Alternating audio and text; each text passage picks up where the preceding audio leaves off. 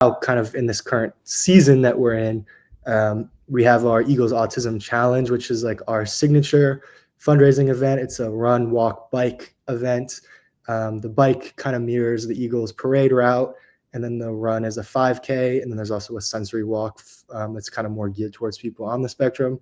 But in these past couple of weeks and until May 9th, a lot of my job will be centered around all the logistics.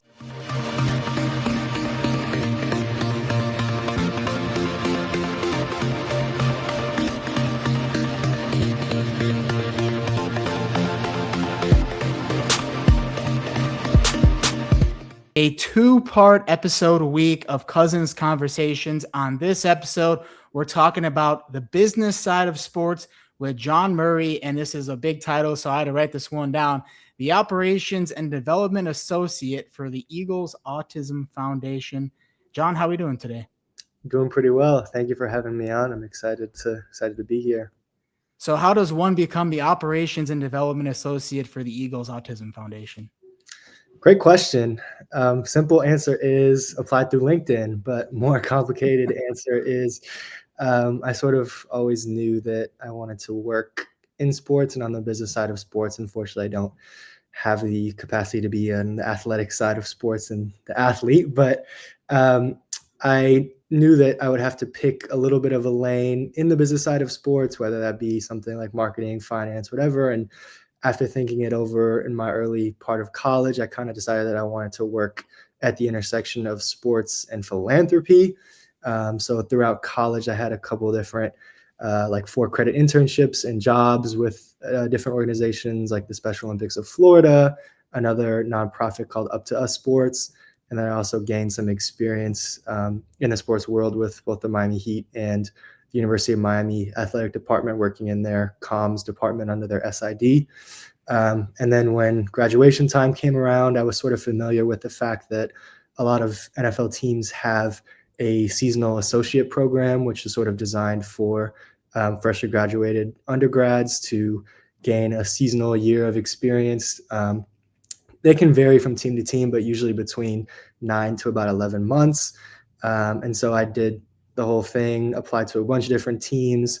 And then when I got the opportunity to work for, at that point, the reigning Super Bowl champion Eagles, I kind of just jumped at the opportunity to do so, and then moved up here to Philadelphia, and I've been with the organization since June. What was the application process like? Because I know for a lot of the teams that you applied for, you had to do a couple different steps. So what went into your process of landing the job? Yeah, it varied from team to team. Some had like a little bit of a project component to it where they might give you a little bit of a mock situation that you would encounter in your day-to-day if you were to secure that role. A lot of them started off with a like higher view interview, and where you wouldn't actually be talking to a real person. It would be pre-recorded questions from people in the department, people in the HR department, kind of a mix of people in the organization. And then you would be just tasked to answer those questions. Those I didn't really like as much because you don't have the human connection component and you don't really get a feel for how you're doing and all that kind of stuff. And then after the robot interview, if you want to call it that, you would then be moved on to a series of like interviews with actual live people. I would say in my experiences are usually about 2 rounds with live people afterwards. And then you were either given the job or not, or what have you. So how did you approach that process, like knowing what to do and how to stand out? Yeah, definitely you learn while you're doing. Maybe your experience with the first team organization and your showing isn't as good as once you've done it a couple times. Another thing too, I think that after a while I got my own story down. Like I recall in the interview process when I was interviewing with the Broncos, they kind of they worded it something like, in the tradition of our head coach, Sean Payton, please like essentially summarize your entire journey in 60 seconds. Wow. So I guess that's something that Sean Payton does to his new hires or people that he interacts with.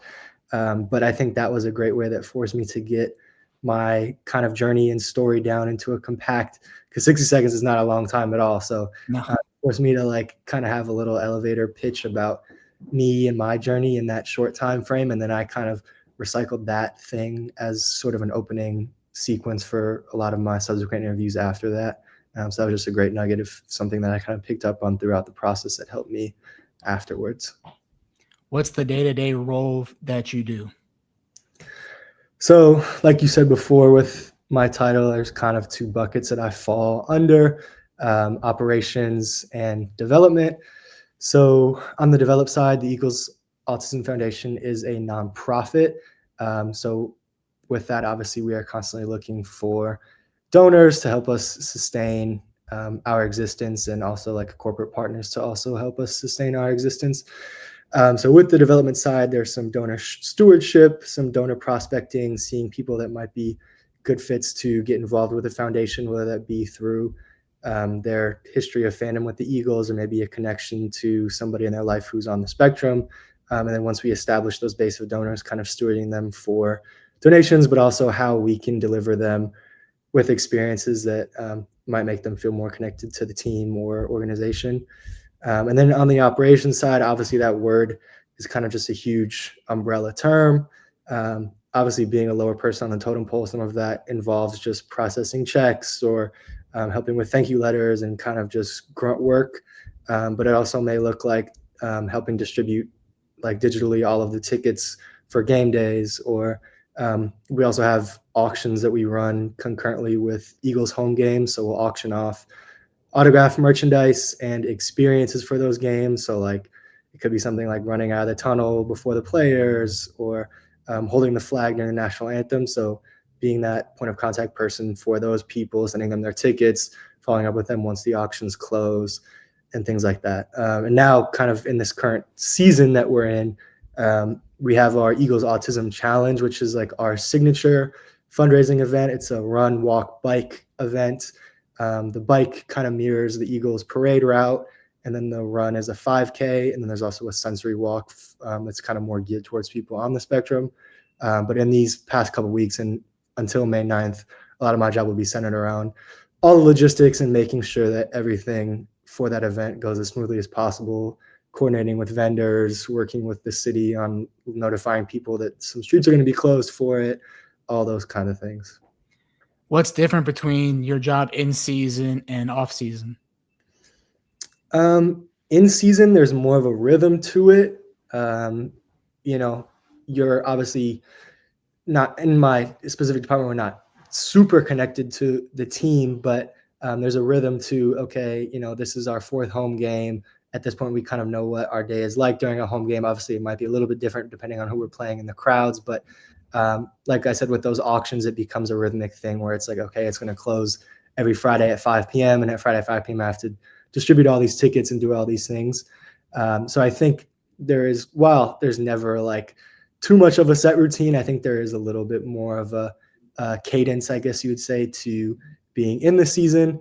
And then once all that ends, obviously, unfortunately, our season ended in the wild card round this year. But once that ends, there's definitely a little bit of a pause and a little bit of a break. But then at least from my department, things kind of ramp right back up again and ahead of that signature event that we have on May 9th, and getting people to help fundraise. And we have a lot of people who will kind of activate in their own communities where they'll, go to their local bar and have a fundraiser where 20% of every drink sold on one night comes back to us. And having just different events like that throughout the Philadelphia, Delaware, and New Jersey areas that we activate and support them at. We oftentimes bring out like cheerleaders or the mascot swoop or Eagles legends and stuff like that. So I would say after the season, it becomes a lot more event based, and there's a lot more variables to where these events may be and what they may entail. What makes working for the Eagles special? Well, the fans are nuts, and I think that's a good thing. I think at this point I'm spoiled in that it would feel weird transitioning to almost any other sports organization, because there probably wouldn't be that same level of just absolute nutty fandom. You might see it in a couple other teams in a couple other cities, but the Philadelphia sports fan is definitely a unique animal in itself.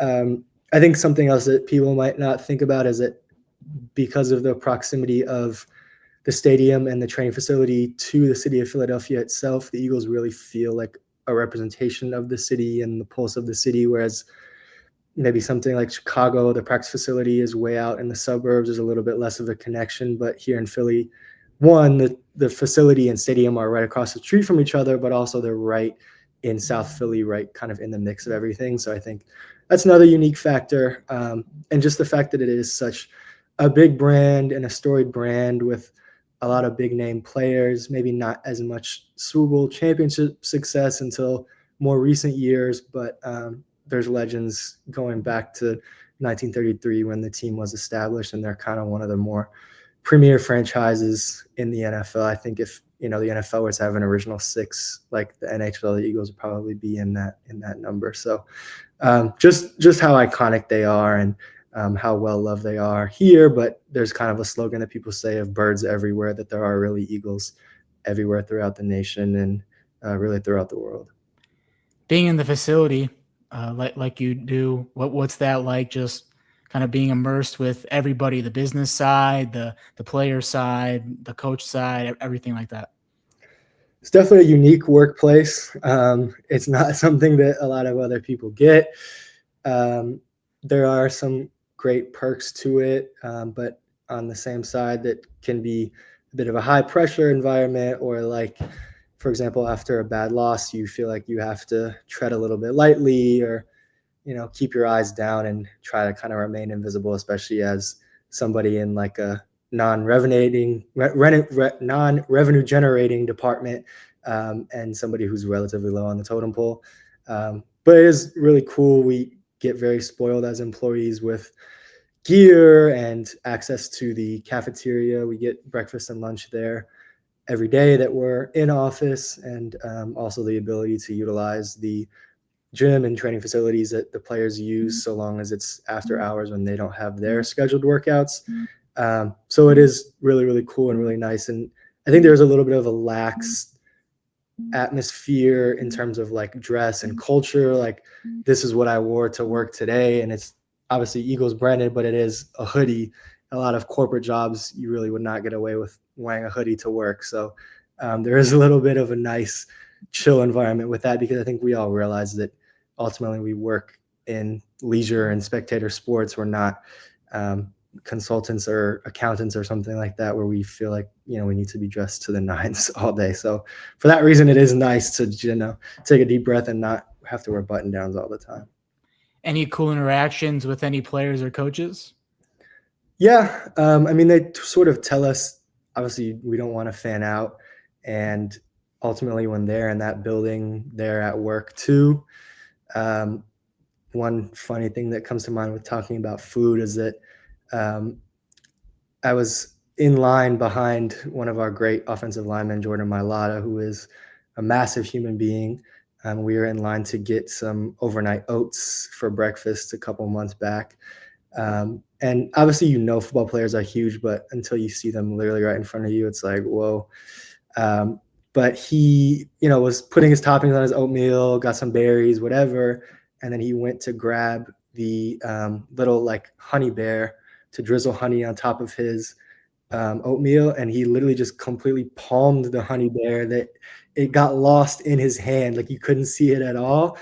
And of course, I was in line after him. So I was like, okay, I'm going to use honey and put it on mine. And I compared my grip on the honey bear to him being able to just completely palm it. And I was like, yeah, that just shows you the scope at which these people are, just massive human beings. But even yesterday, we were out in the community. I don't want to get too deep into it, but because of this year's FIFA World Cup being in Philadelphia, we have this typical event we usually have at the stadium that we instead had to have at 4 different sites in Philadelphia, at the zoo and a couple of museums and stuff. And there was one museum that I was at that some players were at, and Cam Jurgens and Fred Johnson, 2 of our offensive linemen, were there.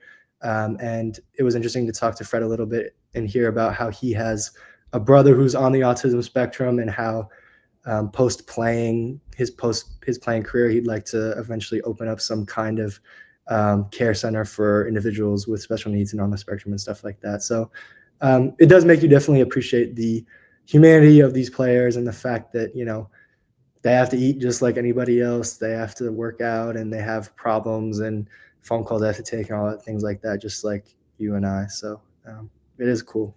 Yeah, that's cool to always see the human side. As they're not just players, like you said. What is something about working in an organization that somebody might not know who wants to work in an organization, pro organization? Um, I think maybe the obvious answer that comes to mind is just the overall time commitment. I think it was pretty stressed to me as somebody who was majoring in sport administration in college that you would have to sacrifice a lot of your free time. But if, say, somebody was transitioning from a more traditional 9 to 5 into sports, it might be a bit of a culture shock for them. But like even just for example, this weekend, I worked on Saturday from about 9 to 3 o'clock. We had an event at a college, a couple like 45 minutes away, and then we had this previous event that I was just talking about yesterday at a museum from about 9 to 5. And then I had to wake up today and go into the office like it was any other Monday, even though I had to work 2 days this weekend as well. And then I'll be working all throughout the week like a regular work week. And then we have a draft party on Thursday because of the draft and other time commitments that are part of work, but might not necessarily constitute me sitting at my desk in front of my computer. And even first things like this year, we played the Chicago Bears on Black Friday. So I wasn't able to go home for Thanksgiving to be with family. And luckily, we didn't have a Christmas game, so I was able to go back home for that. But I think just how beholden you are to the NFL schedule and the team schedule. Obviously, much more drastic if I was something like a scout or assistant to a coach or something like that, I would be even more chained to the player schedule. But even being on the business side in a role that isn't, nothing I do is X's and O's or anything like that. I'm still affected by the X's and O's, and my free time and existence is still very much affected by the team performance and things like that. So I think just because time is such a valuable thing for people, that's the one big thing that comes to mind that might be a bit of a shocker that people might not be able to fully conceptualize until you've done a couple months in the role like that. It's very similar to sports media in that way too. You're working based on whenever there's a game. So that's very similar in that way. But you did mention your degree from University of Miami, the U baby, as the people would say down there. What went into that degree and the kind of classes you took and the workload you had? Yeah. I think it was a great program. Part of the reason why I decided to go down there was because of the sport administration program. They did a pretty good job of trying to give us a taste of the different avenues that exist on the sports business side. So I obviously had a sports marketing class. I had a sports events and logistics class. I had a sports finance class. So they at least gave us exposure to a lot of the major departments and disciplines that exist on the business side of sports. And then I think from there kind of was up to us as to which one we might want to specialize ourselves in and pursue for a career. And I think the other nice thing about that experience is that the U is obviously in Miami, so there's a lot of great opportunity to work for either the school, which obviously this year was a great year for football and just athletics in general recently, but also being in a market that has 4 professional sports teams in the 4 major leagues and an MLS team and things like that. There's a lot of great opportunities to cut your teeth and learn about things maybe in an unpaid capacity or in more volunteer capacity or something before you become full-time and kind of beef up your resume to make yourself a more attractive candidate once you do hit the job market. And yeah, it was a great program and not super large, so able to develop some camaraderie with some of the other people that were in my program. I had 2 great opportunities to use some of my spring breaks to go on like class trips that were put on by the department. One to Rio de Janeiro. We learned all about sports in Brazil. Obviously, soccer is huge, but we also learned about how big jiu-jitsu is down there and rowing and a couple other unique sports. And then was also able to go to Spain, kind of in partnership with La Liga. One of the professors there had a good relationship with some of the executives at La Liga. So we were able to see their corporate headquarters in Madrid and have a couple lectures from staff in different departments. And then we were able to actually go to an FC Barcelona game, which was obviously very cool because, there's nothing like that league over there in Europe. all the fandom and stuff. So it was a great experience going down there. I really wouldn't have traded it for anything. And even just the city of Miami itself is a great place to be. And there's always something to do in some ways that isn't always the best for football attendance up at Hard Rock, but otherwise, it was a great experience. You also worked with the Miami Heat in the ticket office. Was one of your great opportunities that you had. What did you take from that experience? Good question. It almost feels like a lifetime ago, even though it was like a year ago. I think one of the big things I learned is that the variety of events that can exist in the same building, and even events that might not be sports related, in that arena, especially we had things like UFC that came to that arena. We had things like Disney on Ice that came to that arena, and everything in between. Being down there in Miami, there's a lot of performers from like the Hispanic world that would also come through to the stadium. And just the nature of Miami being a very touristy city, I would have a lot of interactions at that job with people from literally all over the world. So sometimes Google Translate was a good friend in order to get through a ticket sale conversation. But yeah, it was informative to just see a little bit more of the ticket side and maybe some of the interactions with the promoters of the concerts and how every concert that came through was a little bit different. Some may be more organized. Some may have a crap ton of tickets at will call because they all invited all their extended friends and family, and then that becomes our problem to sort out all these tickets at will call. But yeah, and then obviously the basketball thing was a little bit more regular and cool enough that the Heat had a finals run in my time down there. So being able to work an NBA finals game was pretty cool. And yeah, everything in between, it was a really good experience. I got to go to a couple concerts because of the job as well. And yeah, I think it was a great, and just because it wasn't necessarily like cold call sales or anything like that, but it still had the kind of repeated interaction with a bunch of different people a bunch of times that was similar to like a sales job where I think it kind of allowed me to become a better speaker and a little bit quicker on my feet in some kind of a sales interaction, I would say. You're from Chicago. You lived in Miami. Now you live in Philly. So big cities. How have you always just been able to adapt to different scenery and things like that and environments? I think it's important to listen to the people around you, maybe make a little extra effort to pick up on some of the customs and phrases and words and things like that. Maybe make friends with a local or two early on in your time so you can learn about where they grew up and kind of have them in your corner in case you have any big questions. But I think nowadays with things like the internet and Google Maps and TikTok, you can find a good restaurant recommendation on TikTok super easy than it might have been a little bit more word of mouth 20 or 30 years ago or something like that. But I think I've always been a city person and will probably always continue to be a city person. And obviously sports teams are all pretty much based in major cities outside of something like a Green Bay or Jacksonville or something. But yeah, I think it's been nice to get a different experience kind of being in the Midwest, in the Southeast, and then now in the Northeast. I've gotten a taste for different lifestyles in different parts of the United States, and kind of different paces of life as well, different weathers for sure too. And it's Sure. been cool. Been cool. What have you enjoyed most about Philly? I would say, not to get like too abstract, but I think that there is like a culture of authenticity here, and people really value authenticity here, as opposed, especially coming from a place like Miami that is a lot more concerned with vanity and appearance and status. Philly's been a nice breath of fresh air in that I think people can sniff out BS really easy and they really value authentic people.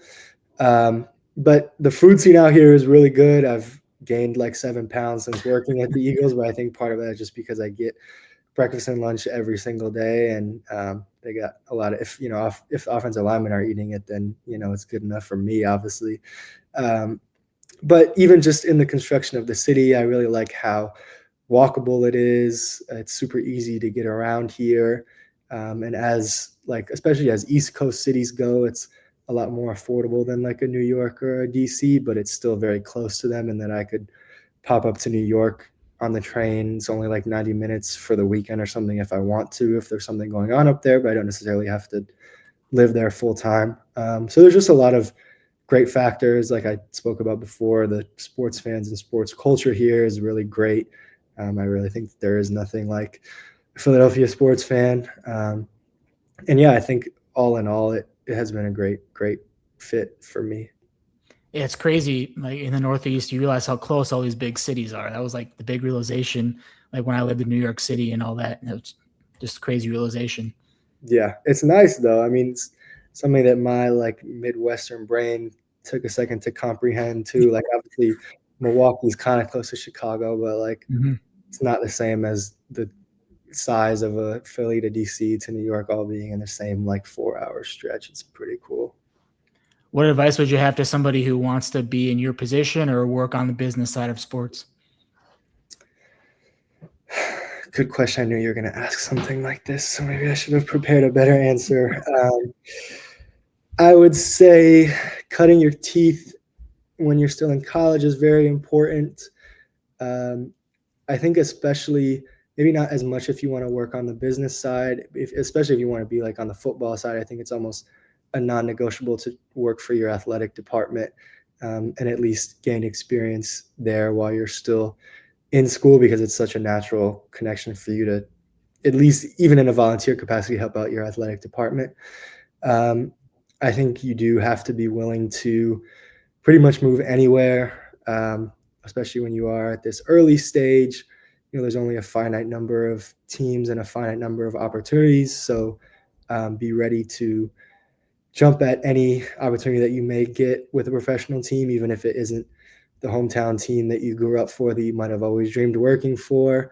Again, there's only so many spots, and it is a very competitive industry. So, buckle up and be ready to book that plane ticket to Jacksonville or Green Bay, even if it isn't the sexiest city in the world that you'd want to live in. If you really are serious about wanting to work in professional sports, it's just a reality that you'll have to face. And, work hard in school, but even a little that I'm only a year removed, in hindsight, a lot of the things that I might have thought were super big deals are important in school now. Being in the professional world even a year, it's like, okay, that really didn't matter that much. So yeah, those are a couple major things that come to mind. But yeah, be flexible and be ready to jump at any chance that you may get. Last thing, where should people find more information about the Eagles Autism Foundation and anything else you want to plug with the organization that you're working on? Yeah, so like I was saying before, May 9th is our big Eagles Autism Challenge. We have people who come from all over the country and even the world for it. I know a family from the Netherlands that's coming out for it. So if it is something that is of interest to you, eaglesautismchallenge.org has a lot of great information, and there's also a registration tab if you would like to register. Like I said, it's a run, walk, bike event.